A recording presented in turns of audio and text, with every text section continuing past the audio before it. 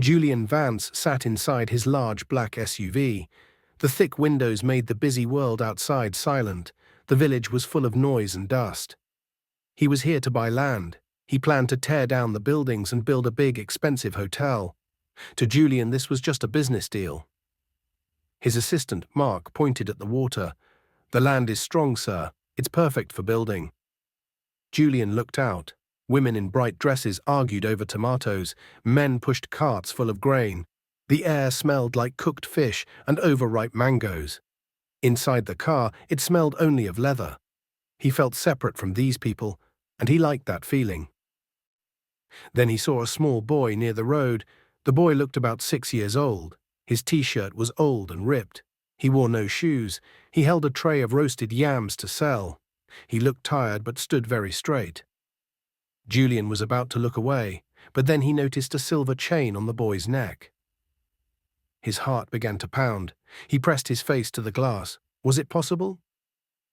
A small carved lion hung from the chain. It was expensive, not cheap. Julian knew every detail of that carving. He had paid a jeweler to make it 7 years ago. He remembered a dark room, loud music, strong perfume, and a woman's laugh. It was a brief romance. He had taken off the chain before a shower, rushed to catch a flight, and simply forgot it. He had convinced himself it was lost forever. "Stop the car," he ordered. Mark turned around. "Sir, what's wrong?" Julian did not answer. He opened the door. The heat and noise hit him hard. People stared at his nice suit, his shiny shoes in the dust, and the black SUV. He did not belong here. He didn't care. All he saw was the boy with the tired eyes and the lion necklace. Julian walked toward him. His safe, planned life was about to shatter. Julian stopped a few steps away. The boy looked up, cautious and ready to run. "Hello," Julian said softly. The boy remained quiet. "What is your name?" He waited, then whispered, "Ari." The name sounded important. Ari, a lion. Julian pointed at the necklace. "That's a special piece. Where did you get it?" Ari touched the lion pendant. "Mama gave it to me," he whispered. "She says it has magic." Julian's chest tightened with pain. "Your mama," he repeated. He knelt down in the dust. "Where is your father, Ari?" "I've never met him," the boy said. Those words hit Julian hard. Then Ari added, "Mama is sick, so I sell yams." Sick sounded very serious. Julian understood business, money, and deals. But this small boy with yams and that necklace, he didn't know how to handle this. This was not a business deal. It felt like a debt he owed. Julian stood up and pulled out a stack of money. "I will buy all your yams." Ari's eyes grew wide, but he didn't grab the cash. Julian placed the money on the tray. When the tray was empty, Julian said, "Come, I will drive you home." Ari shook his head. "No, thank you," he said, politely but firmly. "Mama says don't go with strangers. I just sell and go home." "I'm not a stranger," Julian said. "I want to help." These were the wrong words. The boy's face became cold. He quickly put the money away, picked up his empty tray, bowed slightly, and disappeared into the crowd. Julian turned to his driver. "Follow him. Quietly. I need to know where he lives." The driver left. He returned, sweating. "He's gone, sir." "He's very fast. He vanished in the people." Julian leaned on the hot SUV. Ari, a small, quick boy, a sick mother, and the lion from Julian's past around his neck. This was not finished. It had just begun. Julian could not sleep. He only saw brown eyes and a silver lion. "I've never met him. Mama is sick." His life felt completely out of control. The next morning he made a plan. He cancelled all his business meetings. He went shopping himself. He bought schoolbooks, new black sneakers, a soft teddy bear, and a new soccer ball. His chest ached in a new way as he chose the items. He found Ari in the same spot. Ari frowned. "You came back." It sounded like an accusation. "I said I would," Julian said gently. "I am not a bad man." He put down a large shopping bag. "What is this?" Ari asked. "Open it." Ari looked inside and gasped. He took out the ball, the shoes, the teddy bear. For one moment, he was just a happy child. Are these all for me? Only if you want them, Julian said. Ari looked closely at Julian's face. He nodded. If you are not a bad man, I will take you to my mama. But no lies. If you lie, I won't speak to you again. It's a deal, Julian said. Ari packed the gifts and led Julian through winding dirt paths to a small broken hut at the edge of the village. The mud walls were cracked, the roof was made of rusty tin and old fabric. Ari knocked. Mama, someone is here. A thin woman stood in the doorway. Her hair was messy, her dress was dirty. Her eyes looked dull, as if her mind was confused. Then she saw Julian. She froze, her lifeless eyes suddenly filled with intense feeling. She recognized him. She was afraid, and she had hope. Julian stared. He tried to match her face to the 7-year-old memory, but he remembered nothing. To him, she was a stranger. To her, he was not. They stood in a heavy silence. The woman's hand shook on the doorframe. You're his mother, Julian said. I am Julian. She let out a sharp, thin laugh. Julian, she said, a strong name. I knew you would return. Her words made him nervous. Have we met before? Her smile died. Her eyes became sharp and fearful. You don't remember, she whispered. They never remember. She quickly pulled Ari behind her and covered the pendant. You left that. You cannot take it. Julian raised his hands. I don't want it. But how did your son get that necklace?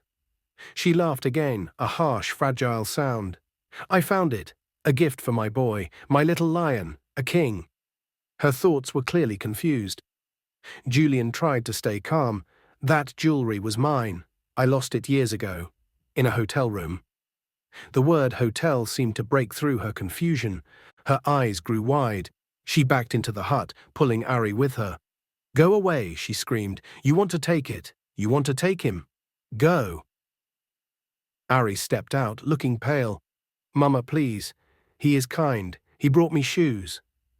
He's a liar, she cried, clutching her hair. They all lie. Julian looked at Ari and felt his anger disappear. He took out an envelope of money. For food and medicine. Please take this. She slapped it away, money scattered in the dust. We don't need your dirty money. My son is a king. Ari quietly picked up the bills with shaking hands. Julian walked away. No answers, only pain, but he would not leave until he found the truth. Julian came back the next day, and the day after that. The money he left meant Ari didn't have to sell yams for a while. Every afternoon, Julian waited for Ari after school. At first, Ari was shy. Soon they began to laugh together. Julian helped him with math and reading.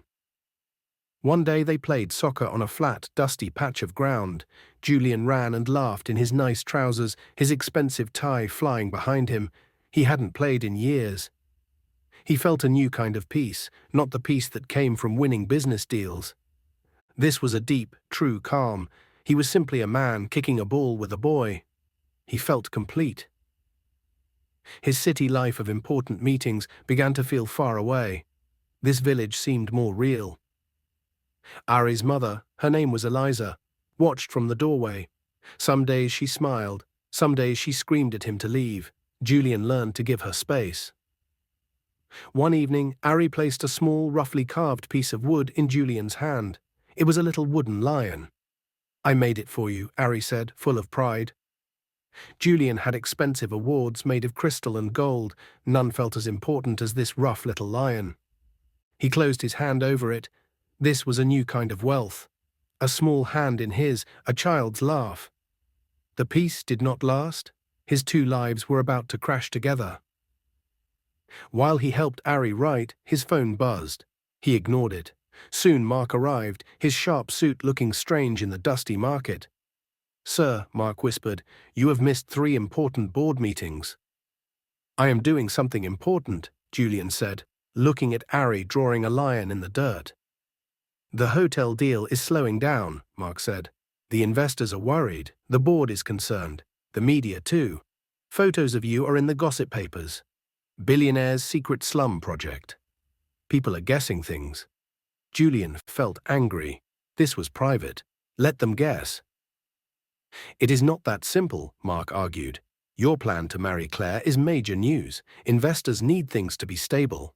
Seeing you here makes them ask serious questions. Julian looked at Ari and felt a powerful need to keep him safe. This relationship mattered more than anything else. Mark sighed slowly. Sir, this is no longer just business, is it? Julian said nothing.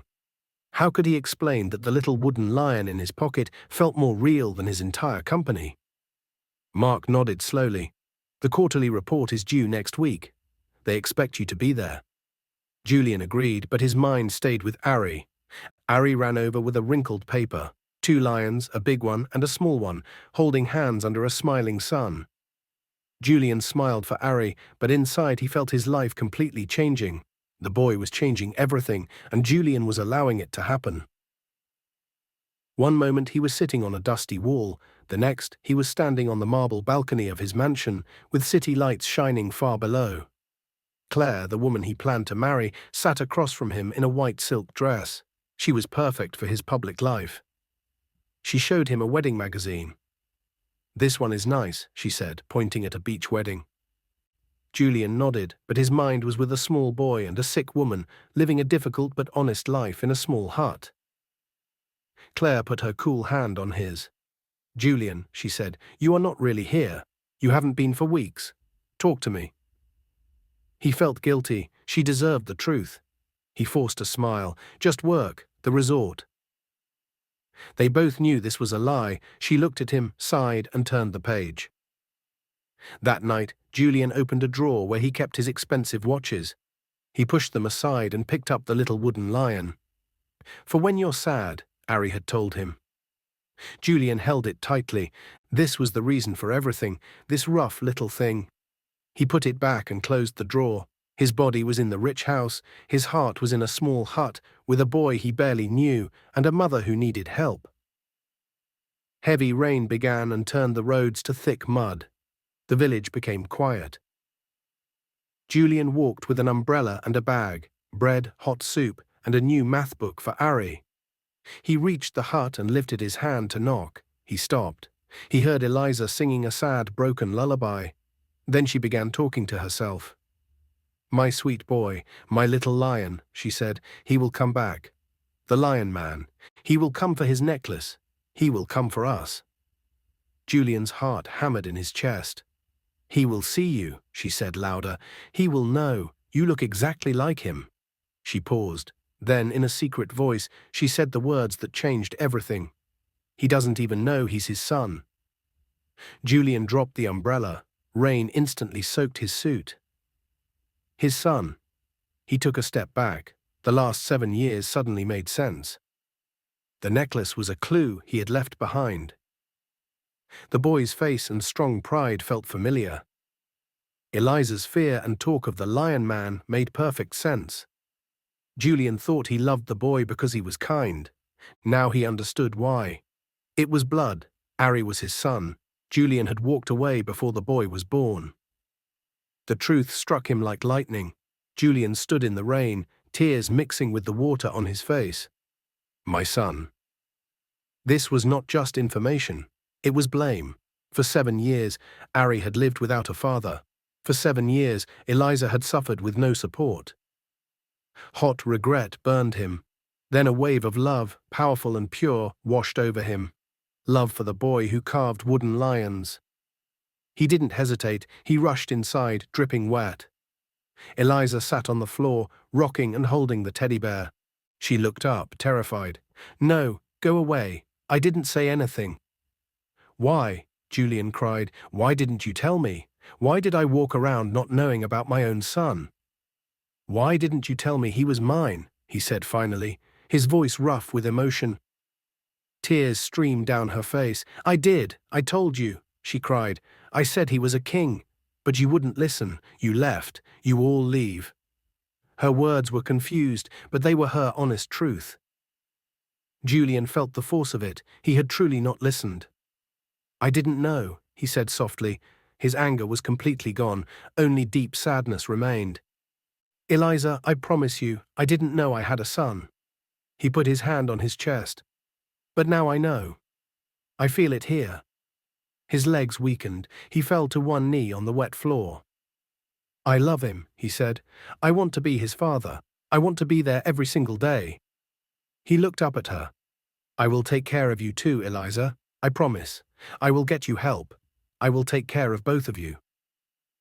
It was a solemn promise. The promise hung in the silent air. Eliza stopped rocking. Her fear calmed down a little. Julian stayed on one knee, waiting. His phone buzzed on a small stool. It was a voice note from Claire. The message preview said, "Julian, don't decide yet. I have something important to tell you."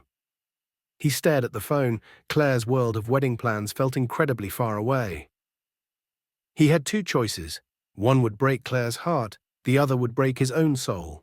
He had found his son. Leaving now would be leaving him for the second time. Eliza saw him looking at the phone. Her fear returned. "Go," she whispered. "You will leave again. Go." Before anyone could speak more, a small voice broke the silence. "Are you really my dad?" They both turned. Ari stood behind a thin curtain, his eyes wide. He had heard everything.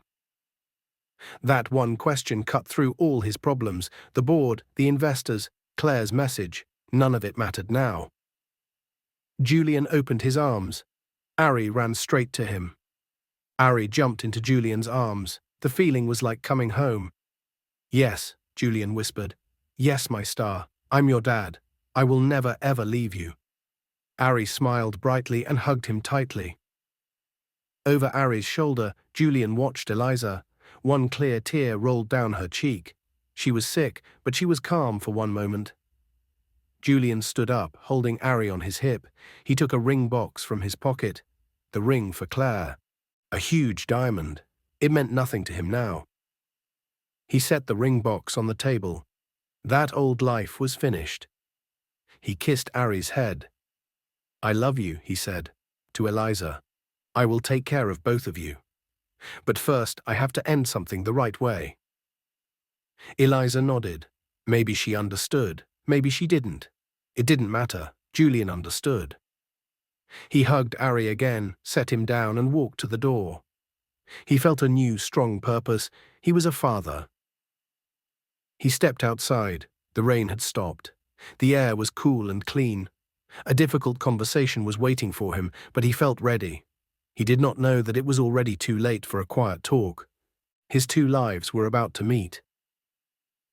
Far away, a smooth black car sped toward the village. Claire sat inside, holding her phone and her stomach. Her eyes were red from crying. "He's mine," she whispered to herself. "He doesn't know about the baby yet." Julian stood outside the hut and took one last look at the warm light coming from inside. He could see Eliza and Ari as shadows, his family. Headlights came closer and stopped. A black car. It looked very familiar. The passenger door opened. Claire stepped out. Her dress was wrinkled. Her makeup was smudged from tears. She looked completely lost. "Julian," she said, walking toward him, "we must talk." The light inside the hut went dark. Eliza and Ari stepped back to watch them. "We'll talk," Julian said, "but not here. Let me take you back to the city." "No," Claire said, shaking her head. "It has to be now. You can't make a decision yet, not until you know everything." Julian felt deep sympathy for her. He was about to hurt her badly. "Claire, I've already decided."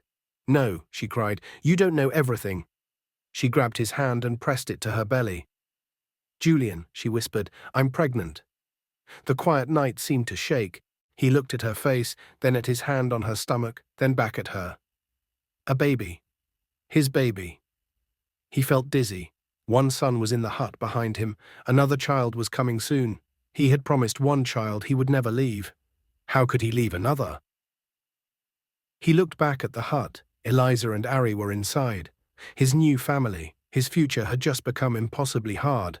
It was no longer about two women. It was about two children. Both his children. "Pregnant" echoed in the night air. Julian's hand remained on Claire's stomach. He was frozen. Claire looked at him with desperate hope. She waited for him to show joy and hug her. He could not move. His eyes darted to the hut. He could feel Ari watching, the son he had just promised everything to. "Julian?" Claire asked, her voice small and afraid. "Did you hear me?"